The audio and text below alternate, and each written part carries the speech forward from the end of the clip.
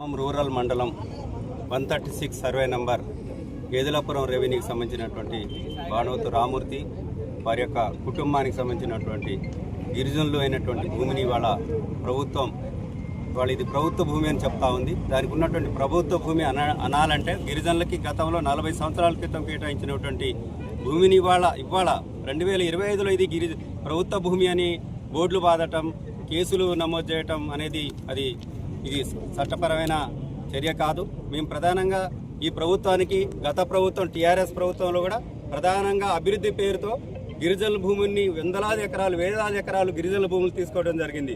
దాన్ని మేము గిరిజనులుగా అనేక సందర్భాల్లో న్యాయస్థానాల్లో కమిషన్లలో మేము వెళ్ళి ఆ ప్రభుత్వాల ద్వారా గిరిజనులకి మళ్ళీ ఆ భూమిని పునరావాసం వచ్చేదో చేశాం. అదే రకంగా ఇప్పుడు ఈ ప్రజాప్రభుత్వం అనేటువంటి కాంగ్రెస్ ప్రభుత్వం కూడా ఇలా ప్రధానంగా అభివృద్ధి పేరుతో అభివృద్ధికి ఎవరు గిరిజనుల వ్యతిరేకం కానే కాదు, అభివృద్ధిని స్వాగతిస్తాం. కానీ అభివృద్ధి పేరుతో ఎవరు భూములను తీసుకుంటా ఉన్నారు అది కూడా పరిశీలించాల్సిన అవసరం ఉంది.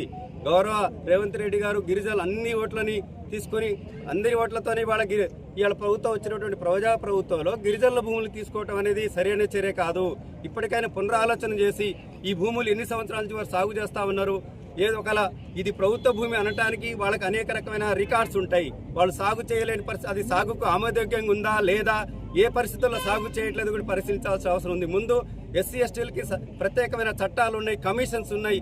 మీరు గిరిజనుల భూములు తీసుకోవాలంటే వాళ్ళకి ప్రొసీజర్ ప్రకారం నోటీసులు ఇవ్వాలి, ముందస్తుగా నోటీసులు ఇవ్వాలా, వాళ్ళకు ఉన్నటువంటి రెవెన్యూ రికార్డ్స్ ప్రకారం వాళ్ళతో చర్చించాలి. ఒకవేళ అభివృద్ధి పేరుతో ప్రభుత్వ భూములను తీసుకోవాల్సి వస్తే వాళ్లతో పరిహారం కంపెన్సేషన్ ఇచ్చిన తర్వాతనే భూమికి బదులు భూమి ఇంకొక ప్రాంతంలో ఇచ్చిన తర్వాతనే వాళ్ళని ఒప్పించిన తర్వాతనే భూమి తీసుకోవాలని చట్టంలో నిబంధన ఉంది.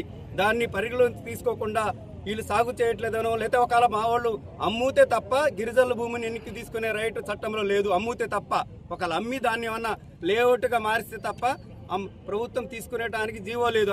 అది ఒప్పుకోదు కూడా చట్టం. మేము ప్రధానంగా కాంగ్రెస్ ప్రభుత్వాన్ని కానీ ఇవాళ రెవెన్యూ యంత్రాంగాన్ని మేము అప్పీల్ చేస్తా ఉన్నాం, డిమాండ్ చేస్తా ఉన్నాం. ప్రధానంగా గిరిజనుల భూములు తీసుకొని ఇవాళ ప్రజాప్రభుత్వంలో గిరిజనులని రోడ్డును కేయటం, గిరిజన భూములు తీసుకొని టార్గెట్ చేసి ఇవాళ ఇది మంచి పద్ధతి కాదు. కాబట్టి రెవెన్యూ యంత్రాంగం గిరిజనుల పట్ల దళితుల పట్ల సానుకూల హృదయంతో మీరు సాగు చేసుకోండి అని చెప్పి ఒకవేళ తీసుకోవాల్సి వస్తే కొన్ని ప్రత్యేక పరిస్థితుల్లో ఎస్సీ ఎస్టీ భూములు ఎక్కడ ఏ రకమైన భూములు లేని పక్షంలో ఒకవేళ ప్రజా ప్రయోజనం కోసం తీసుకోవాల్సి వస్తే తప్పకుండా ఆ కుటుంబంతో సమగ్రంగా చర్చించి వాళ్ళ ఆమోదం తీసుకున్న తర్వాతనే వాళ్ళకి సరైన పరిహారం ఇచ్చిన తర్వాతనే వాళ్ళ ప్రత్యేక ఆమోదంతో తీసుకోవాలి.